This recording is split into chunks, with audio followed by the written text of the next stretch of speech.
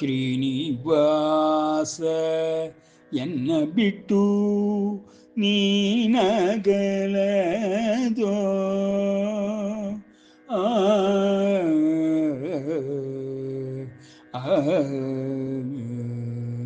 ಶ್ರೀನಿವಾಸ ಎನ್ನ ಬಿಟ್ಟು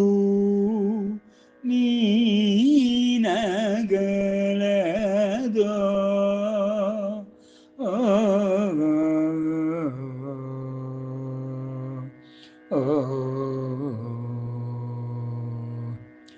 ಮನವೆಂಬ ಮಂಟಪ ಮನವೆಂಬ ಮಂಟಪ ಮನವೆಂಬ ಮಂಟಪ ಮನವೆಂಬ ಮಂಟಪ ತನುವೆಂಬ ಸುಮಂಚ ಮಾನವೆಂಬ ಮಂಟಪ ತನುವೆಂಬ ಸುಮಂಚ ಮಾನವೆಂಬ ಮಂಟಪ ತನುವೆಂಬ ಸುಮಂಚ ಜ್ಞಾನವೆಂಬ ದಿವ್ಯ ದೀಪದ ಜ್ಞಾನವೆಂಬ ದಿವ್ಯ ದೀಪದ ಬೆಳಕಿನಿ ಸನಕಾದಿ ವಂದ್ಯ ಜ್ಞಾನವೆಂಬ ದಿವ್ಯ ದೀಪದ ಬೆಳಕಿನಿ ಸನಕಾದಿ ವಂದ್ಯ ನೀ ಬೇಗ ಬಾರೋ ಶ್ರೀನಿವಾಸ ಎನ್ನ ಬಿಟ್ಟು ನೀ ಆಗಲದೋ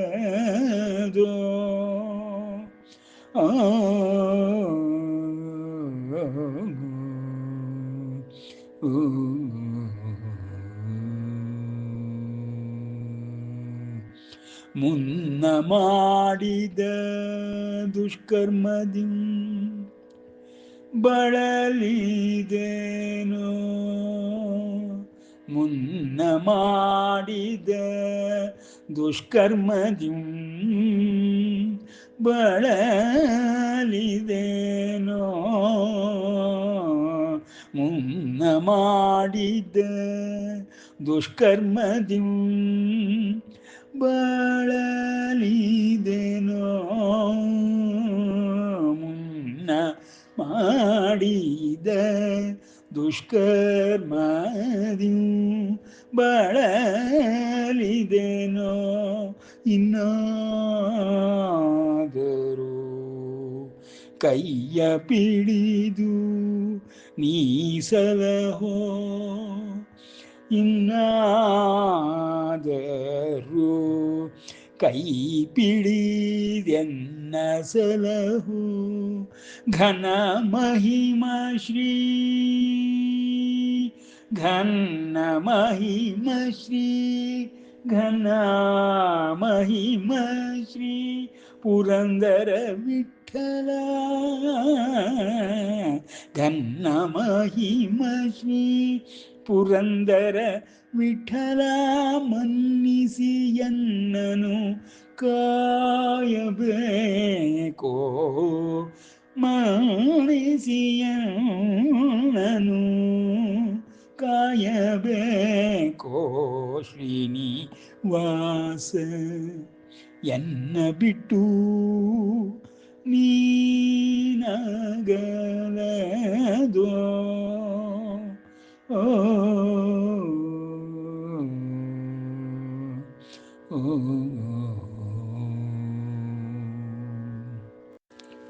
ಶುಕ್ಲಾಂಬರಧರಂ ವಿಷ್ಣುಂ ಶಶಿವರ್ಣಂ ಚತುರ್ಭುಜಂ ಪ್ರಸನ್ನವದನಂ ಧ್ಯಾಯೇತ್ ಸರ್ವವಿಘ್ನೋಪಶಾಂತಯೇ ಅಗಜಾನನ ಪದ್ಮಾರ್ಕಂ ಗಜಾನನಮಹರ್ನಿಶಂ ಅನೇಕದಂ ತಂ ಭಕ್ತಾನಾಂ ಏಕದಂತಮುಪಾಸ್ಮಹೇ ಅಂಬ ತ್ವಾಮನುಸಂದದಾಮಿ ಭಗವದ್ಗೀತೆ ಭವದ್ವೇಷಿಣೀ.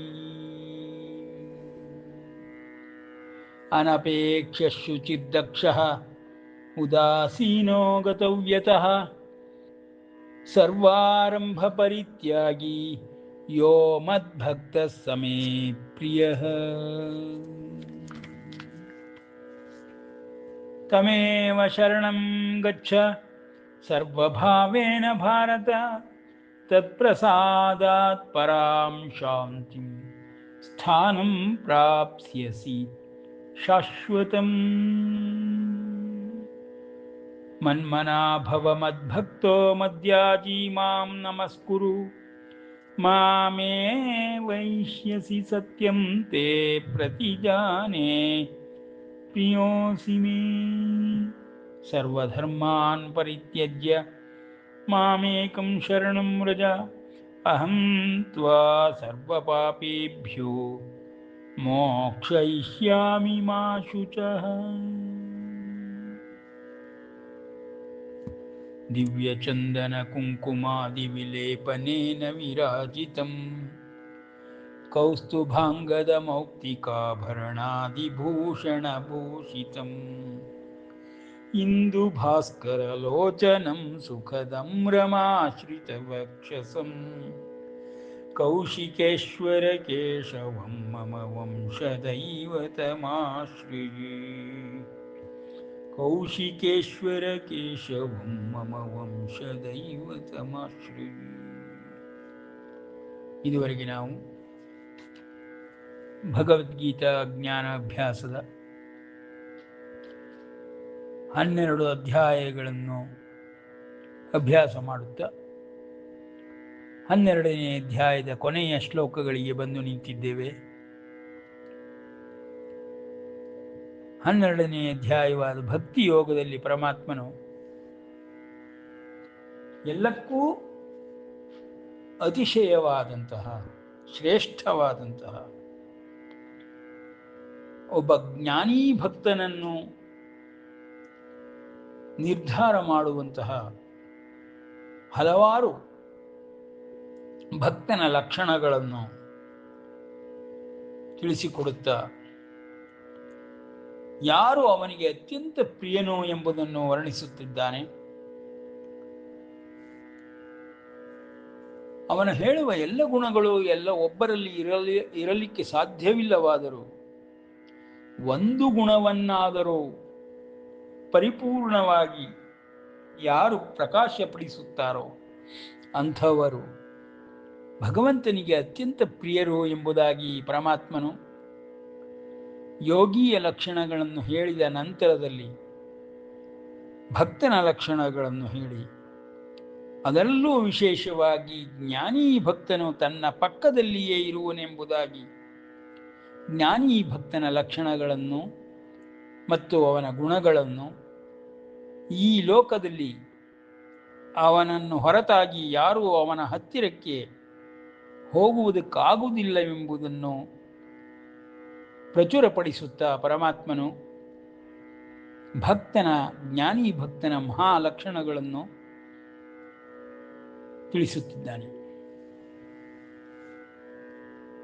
ಅನಪೇಕ್ಷ ಶುಚಿರ್ದಕ್ಷಃ ಉದಾಸೀನೋ ಗತವ್ಯತಃ ಸರ್ವಾರಂಭ ಪರಿತ್ಯಾಗಿ ಯೋ ಮದ್ಭಕ್ತಃ ಸ ಮೇ ಪ್ರಿಯಃ.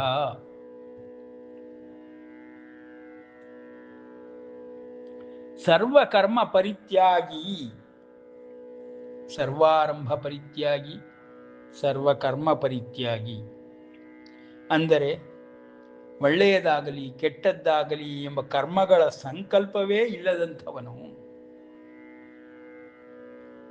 ತಾನು ಒಳ್ಳೆಯದನ್ನು ಮಾಡಬೇಕೆಂಬುದಾಗಿಯೂ ಕೆಟ್ಟದ್ದನ್ನು ಮಾಡಬೇಕೆಂಬುದಾಗಿಯೂ ಯಾವ ರೀತಿಯ ಸಂಕಲ್ಪಗಳನ್ನು ಆರಂಭಿಸದೇ ಇರುವಂತಹ ಮಹಾಯೋಗಿಯು ಮಹಾಜ್ಞಾನಿ ಭಕ್ತನೂ ಆಗುತ್ತಾನೆ.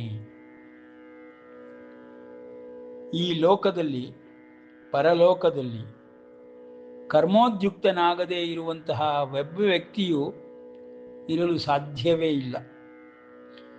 ಹಾಗಾಗಿ ದೇವಲೋಕದಲ್ಲಿ ಆಗಲಿ ಮನುಷ್ಯ ಲೋಕದಲ್ಲಿ ಆಗಲಿ ಎಲ್ಲರೂ ಕರ್ಮೋದ್ಯುಕ್ತರಾಗಿಯೇ ಇರುತ್ತಾರೆ. ಪರಮಾತ್ಮನು ಕರ್ಮೋದ್ಯುಕ್ತನಾಗಿರುವಂತಹವನನ್ನು ಅತೀತಾವಸ್ಥೆಗೆ ತೆಗೆದುಕೊಂಡು ಹೋಗುವುದಕ್ಕಾಗಿ ಈ ಒಂದು ಗುಣಗಳನ್ನು ತನ್ನ ಜ್ಞಾನಿ ಭಕ್ತರಲ್ಲಿ ಕಾಣಬೇಕೆಂದು ಬಯಸುತ್ತಾನೆ. ಅಂತಹ ಗುಣಗಳನ್ನು ಕಂಡಂತಹ ಭಕ್ತನನ್ನು, ಜ್ಞಾನಿ ಭಕ್ತನನ್ನು ಪರಮಾತ್ಮನು ಎಲ್ಲ ಕಷ್ಟಗಳಿಂದ ಪಾರು ಮಾಡಿ ಅನವರತ ಅವನ ಕೃಪೆಯನ್ನು ಅವನಿಗೆ ಕರುಣಿಸುತ್ತಾ ಜಗತ್ತಿನಲ್ಲಿ ಭಗವಂತನ ಅಸ್ತಿತ್ವವನ್ನು ಸದಾಕಾಲ ಪ್ರಕಾಶಮಯವಾಗಿ ತೋರಿಸಿಕೊಡಲು ಜ್ಞಾನಿ ಭಕ್ತನ ಮೂಲಕವೇ ಪರಮಾತ್ಮನು ಪ್ರಕಟಗೊಳ್ಳುತ್ತಿರುತ್ತಾನೆ. ಜ್ಞಾನಿ ಭಕ್ತನ ಲಕ್ಷಣಗಳನ್ನು ಹಲವಾರು ಮಹಾನ್ ಭಕ್ತರುಗಳಲ್ಲಿ ನಾವು ಕಾಣಬಹುದು. ಅಂತಹವರಲ್ಲಿ ಭಕ್ತ ಸಾಮ್ರಾಜ್ಯಕ್ಕೆ ಚಕ್ರವರ್ತಿಯಂತೆ ಕಾಣಿಸಿಕೊಂಡ ಪ್ರಹ್ಲಾದನು ಮಹಾಜ್ಞಾನಿ ಭಕ್ತನೆಂಬುದಾಗಿ ಎಲ್ಲ ಪುರಾಣ ಇತಿಹಾಸಗಳಲ್ಲಿಯೂ ಉಲ್ಲೇಖವಾಗಿದೆ. ಅಂತಹ ಪರಮಭಕ್ತನಾದ ಜ್ಞಾನಿ ಭಕ್ತನಾದ ಪ್ರಹ್ಲಾದನು ಈ ಎಲ್ಲ ಗುಣಗಳನ್ನು ಹೊಂದಿದ್ದವನಾಗಿಯೂ ಪರಮಾತ್ಮನಿಗೆ ಅತ್ಯಂತ ಪ್ರಿಯನಾದವನಾಗಿಯೂ ನಮಗೆ ಕಾಣಿಸುತ್ತಾನೆ. ಅಂತಹ ಉದಾಹರಣೆಯನ್ನು ಮನಸ್ಸಿನಲ್ಲಿಟ್ಟುಕೊಂಡು ಪರಮಾತ್ಮನು ಹೇಳುತ್ತಿರುವ ಪ್ರತಿಯೊಂದು ಗುಣಲಕ್ಷಣಗಳನ್ನು ನಾವು ಹೊರೆಹಚ್ಚಿ ನೋಡಿಕೊಳ್ಳಬಹುದು. ಅನಪೇಕ್ಷ ಶುಚಿರ್ದಕ್ಷ ಉದಾಸೀನೋ ಗತವ್ಯಥಃ ಸರ್ವಾರಂಭ ಪರಿತ್ಯಾಗಿ ಯೋ ಮದ್ಭಕ್ತ ಸಮೇ ಪ್ರಿಯ. ಯಾವ ನನ್ನ ಭಕ್ತನು ಅಪೇಕ್ಷಾ ಶೂನ್ಯನೋ ಎಂದರೆ ಯಾವ ಲೋಕದಲ್ಲಿ ಆಗಲಿ ಅಪೇಕ್ಷೆಯೇ ಇಲ್ಲದಂತಹ ಮಹಾಜ್ಞಾನಿ ಭಕ್ತನು ಪರಮಾತ್ಮನಲ್ಲಿಯೇ ಸದಾಕಾಲವೂ ನೆಲೆ ನಿಂತಿರುತ್ತಾನೆ. ಅವನಿಗೆ ಪರಮಾತ್ಮನೇ ಸರ್ವಸ್ವವೂ ಆಗಿರುವುದರಿಂದ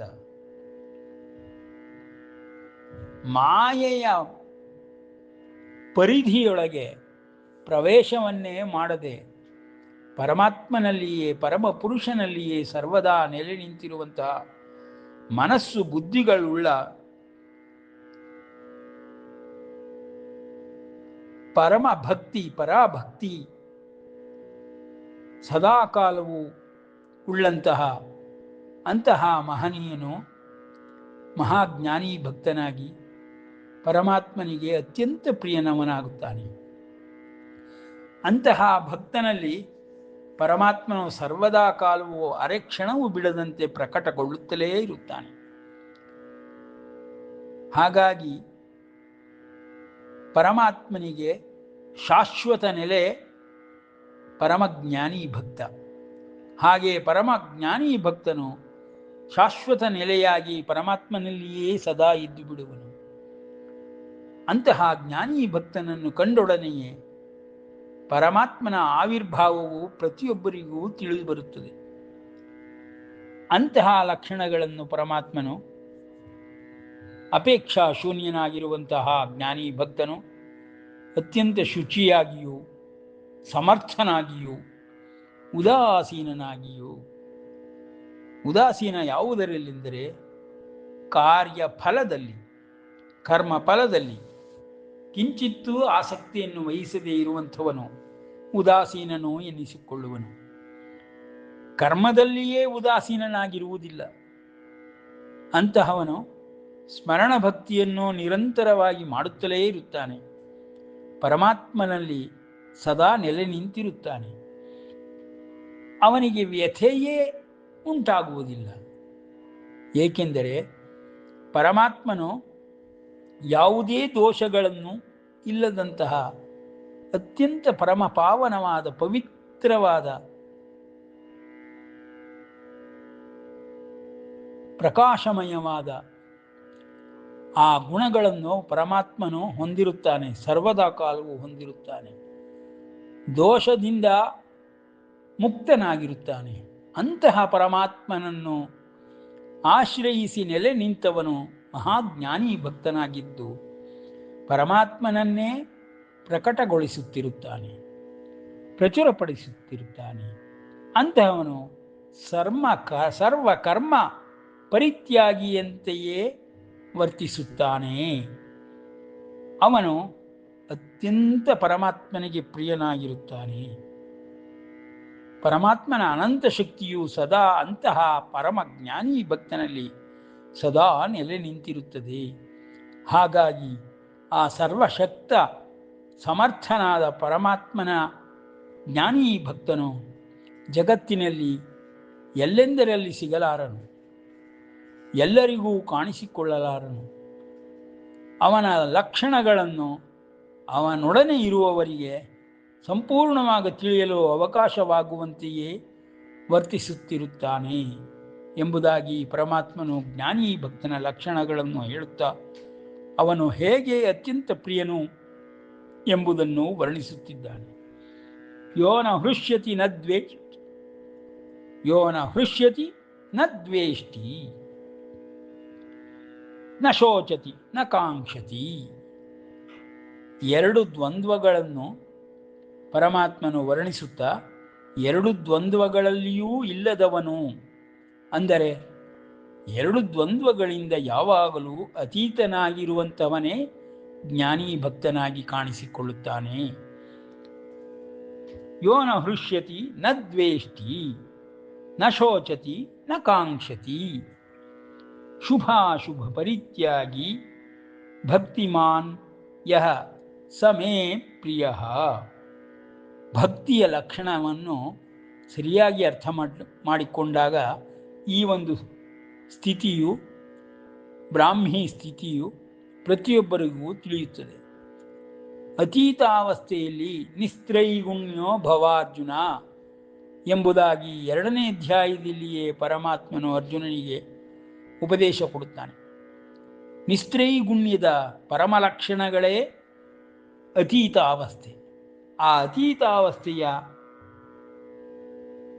ಪರಮಾತ್ಮನಲ್ಲಿ ಯಾರು ನೆಲೆ ನಿಂತಿರುತ್ತಾರೋ ಅಂತಹವರು ನ ಹೃಷ್ಯತಿ ನ ದ್ವೇಷ್ಟಿ, ನ ಶೋಚತಿ ನ ಕಾಂಕ್ಷತಿ, ಶುಭಾಶುಭ ಪರಿತ್ಯಾಗಿ.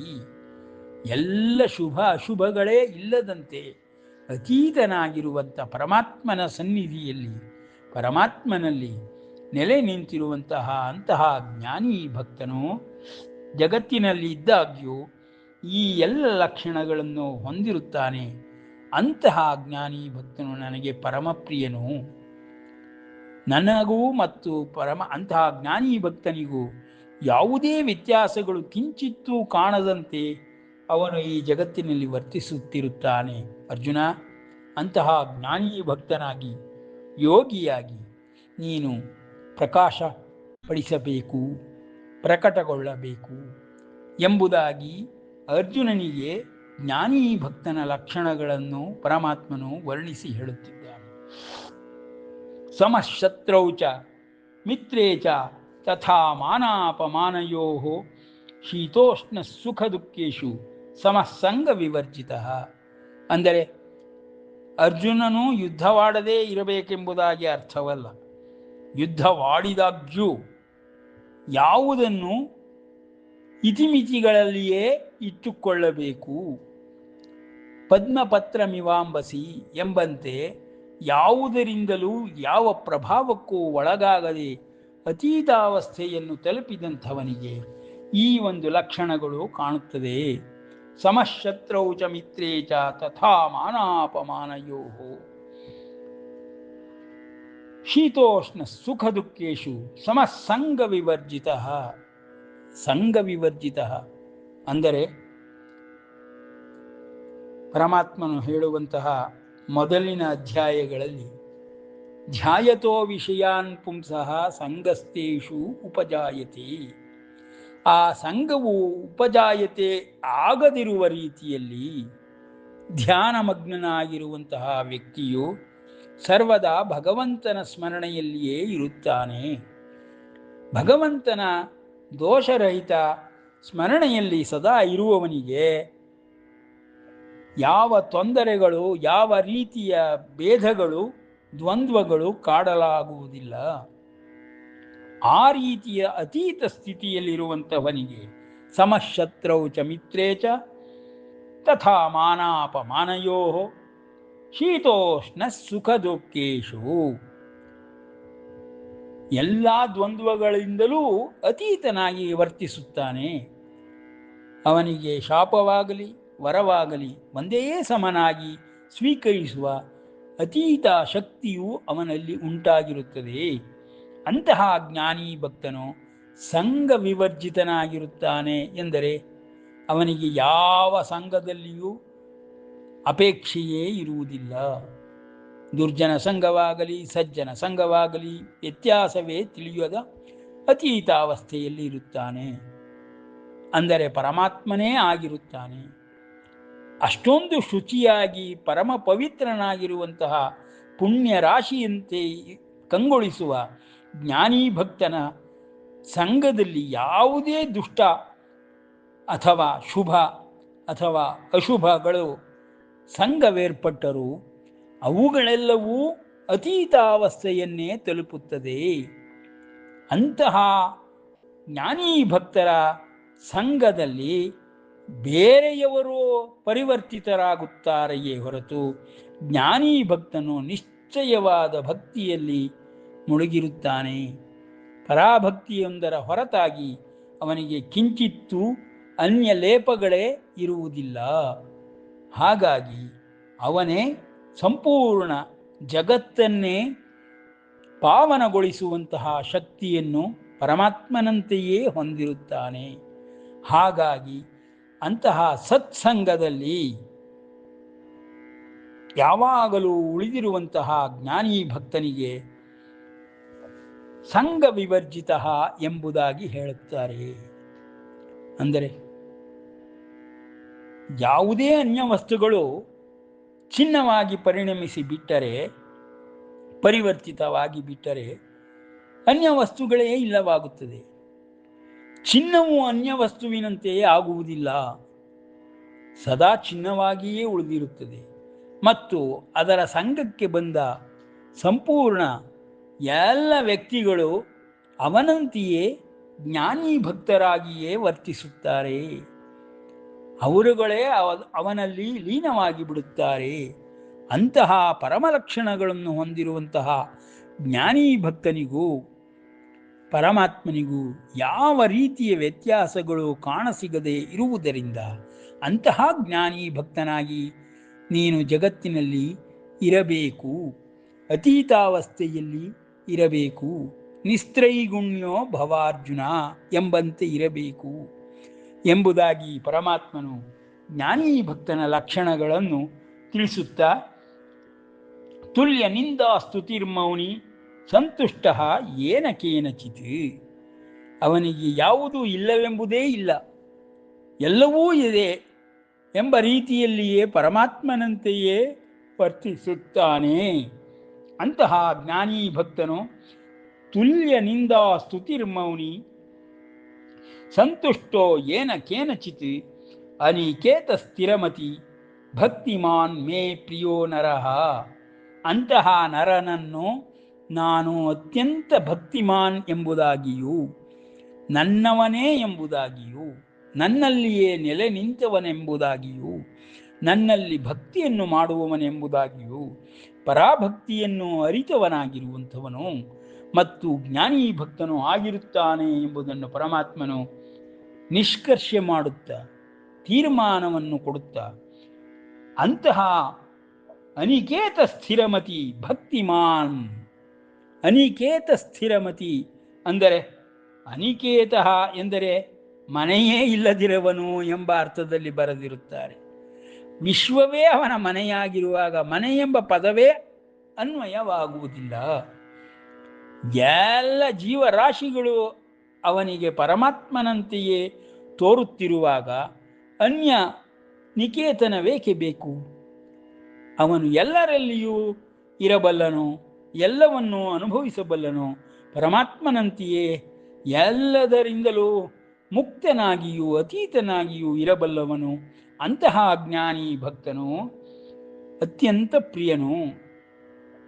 ಭಕ್ತಿಮಾನ್ ಮೇ ಪ್ರಿಯೋ ನರಃ. ಭಕ್ತಿ ಎಂಬುದು ಪರಾಭಕ್ತಿಗೆ ಪರಿವರ್ತಿತವಾದೊಡನೆಯೇ ಪರಮಾತ್ಮನಲ್ಲಿ ಸ್ಮರಣ ಭಕ್ತಿಯಿಂದ ನೆಲೆ ನಿಂತ ಪ್ರಹ್ಲಾದನಂತೆಯೇ ಸಕಲವು ಭಕ್ತಿಮಯವಾಗಿರುತ್ತದೆ. ಭಕ್ತಿಯ ಹೊರತಾಗಿ, ಪರಾಭಕ್ತಿಯ ಹೊರತಾಗಿ ಆ ಭಕ್ತನು ಒಂದು ಕ್ಷಣವೂ ಅರೆ ಕ್ಷಣವೂ ಇರಲಾರನು. ಅಂತಹ ಭಕ್ತನ ಲಕ್ಷಣಗಳನ್ನು ಪರಮಾತ್ಮನು ವರ್ಣಿಸುತ್ತಾ, ಅಂತಹ ಮಹಾಭಕ್ತನು, ಜ್ಞಾನಿ ಭಕ್ತನು ನನಗೆ ಅತ್ಯಂತ ಪ್ರಿಯನು. ನನ್ನಿಂದ ಅವನು ಹೊರತಾಗಿರುವುದಿಲ್ಲ, ಅವನಿಂದ ನಾನು ಹೊರತಾಗಿರುವುದಿಲ್ಲ ಎಂಬ ಅರ್ಥದಲ್ಲಿ ಪರಮಾತ್ಮನು ಭಕ್ತನ ಲಕ್ಷಣಗಳನ್ನು, ಪರಾಭಕ್ತಿಯ ಲಕ್ಷಣಗಳನ್ನು ವರ್ಣಿಸಿ ಹೇಳುತ್ತಾ ಅಧ್ಯಾಯದ ಕೊನೆಗೆ, ಭಕ್ತಿಯೋಗದ ಕೊನೆಗೆ ಬಂದು ನಿಂತಿರುತ್ತಾನೆ. ಏತು ಧರ್ಮ್ಯಾಮೃತಮಿದಂ. ಇಂತಹ ಭಕ್ತನ, ಮಹಾಭಕ್ತನ, ಜ್ಞಾನಿ ಭಕ್ತನ ಪರಾಭಕ್ತಿಯ ಲಕ್ಷಣಗಳನ್ನು ಧರ್ಮಾಮೃತಮೋ, ಅಂತಹ ಭಕ್ತಿಯ ಲಕ್ಷಣಗಳೇ ಧರ್ಮಾಮೃತವು. ಧರ್ಮವೆಂಬುದೇ ಪವಿತ್ರವಾದುದು, ಪರಮ ಪವಿತ್ರವಾದುದು, ಪಾವನವಾದುದು. ಅಂತಹ ಧರ್ಮಕ್ಕೆ ಅಮೃತ ಸದೃಶವಾಗಿರುವಂಥದ್ದು, ಅಮೃತ ಭಾಗಾಂಶವಾಗಿರುವಂಥದ್ದು ಧರ್ಮ್ಯಾಮೃತಮಿದಂ. ಧರ್ಮದಲ್ಲಿಯೂ ಅಮೃತದಂತಿರುವಂತಹ ಈ ಗುಣಗಳನ್ನು, ಪರಾಭಕ್ತಿಯನ್ನು ಯಾರು ಹೊಂದಿರುತ್ತಾರೆಯೋ ಅಂತಹ ನರನು ಅತ್ಯಂತ ಪ್ರಿಯನಾಗಿ ನನ್ನೊಡನೆಯೇ, ನನ್ನಲ್ಲಿಯೇ ಸದಾಕಾಲ ನಿವಸಿಸುವನು. ಅಂತಹ ಈ ಧರ್ಮಾಮೃತವನ್ನು ಯಾರು ಅನುಷ್ಠಾನ, ಅನುಸಂಧಾನ, ಅನುಸರಣೆ, ಅನುಕರಣೆಗಳನ್ನು ಮಾಡುತ್ತಾರೆಯೋ ಅಂತಹವರು ನನ್ನಿಂದ ಹೊರತಾಗಿರುವುದಿಲ್ಲ, ನಾನೂ ಅವರಿಂದ ಹೊರತಾಗಿರುವುದಿಲ್ಲ ಎಂಬುದಾಗಿ ಶ್ರದ್ಧದಾನ ಮತ್ಪರಮ ಭಕ್ತಾಸ್ತೆ ಅತೀವ ಮೇ ಪ್ರಿಯಾ. ಅಂಥವರು ನನಗೆ ಅತ್ಯಂತ ಪ್ರಿಯರು. ಎಲ್ಲರಿಗೂ ಅವರವರ ಆತ್ಮವು ಅತ್ಯಂತ ಪ್ರಿಯವಾದದ್ದೇ. ಹಾಗೆ ಪರಮಾತ್ಮನಿಗೂ ಅತ್ಯಂತ ಪ್ರಿಯವಾದ ಅವನ ಆತ್ಮದ ವಿಷಯದಲ್ಲಿ ಹೇಳುತ್ತಾ, ಪರಮ ಭಕ್ತನಿಗೂ ತನ್ನ ಆತ್ಮನಿಗೂ ಯಾವ ವ್ಯತ್ಯಾಸವೂ ಕಿಂಚಿತ್ತೂ ಇಲ್ಲವೆಂಬುದಾಗಿ ಘೋಷಣೆ ಮಾಡುತ್ತಾ, ಶ್ರದ್ಧದಾನ ಮತ್ಪರಮ ಭಕ್ತಾ ತೇ ಅತೀವ ಮೇ ಪ್ರಿಯಾ ಎಂಬುದಾಗಿ ಪರಮಭಕ್ತಿಯ, ಪರಾಭಕ್ತಿಯ ಜ್ಞಾನೀ ಭಕ್ತನ ಲಕ್ಷಣಗಳನ್ನು ಸಂಪೂರ್ಣವಾಗಿ ತಿಳಿಸಿಕೊಟ್ಟು ಅರ್ಜುನನಿಗೆ ಅಧ್ಯಾತ್ಮದ ಉತ್ತುಂಗ ಶಿಖರವಾಗಿರುವಂತಹ ತುರಿಯಾವಸ್ಥೆಯನ್ನು ಮತ್ತು ಅತೀತಾವಸ್ಥೆಯನ್ನು ವರ್ಣಿಸಿ ಹೇಳುತ್ತಿರುವನು ಎಂಬಲ್ಲಿಗೆ ಅಧ್ಯಾಯವು, ಭಕ್ತಿಯೋಗವು ಮುಗಿಯುತ್ತದೆ. ಮುಂದಿನ ಅಧ್ಯಾಯವಾಗಿರುವಂತಹ ವ್ಯವಸ್ಥಾತ್ಮಕವಾಗಿರುವಂತಹ ಜ್ಞಾನವನ್ನು ಕರುಣಿಸುತ್ತಾ ಪರಮಾತ್ಮನು ಅರ್ಜುನನ ಪ್ರಶ್ನೆ ಇಲ್ಲದಿದ್ದಾಗಿಯೂ ಕ್ಷೇತ್ರಜ್ಞ ಎಂಬ ವ್ಯತ್ಯಾಸವನ್ನು ಮತ್ತು ಕ್ಷೇತ್ರಜ್ಞವೆಂಬ ರೂಪದಿಂದ ಈ ಜಗತ್ತು, ಅವನ ವ್ಯವಸ್ಥೆ, ದಿವ್ಯ ವ್ಯವಸ್ಥೆ ಕಾಣಿಸಿಕೊಳ್ಳುತ್ತಿದೆ ಎಂಬುದನ್ನು ವಿವರವಾಗಿ ತಿಳಿಸೋ ಹೊರಟಿದ್ದಾನೆ. ಮುಂದಿನ ಅಧ್ಯಾಯದಲ್ಲಿ ಕ್ಷೇತ್ರಜ್ಞ ಎಂಬುದರ ಸರಿಯಾದ ಅರ್ಥವನ್ನು ತಿಳಿದುಕೊಳ್ಳುವ ನಾವುಗಳು ಈಗ ವಿರಮಿಸಬಹುದು. ಶ್ರೀಕೃಷ್ಣಾರ್ಪಣಮಸ್ತು.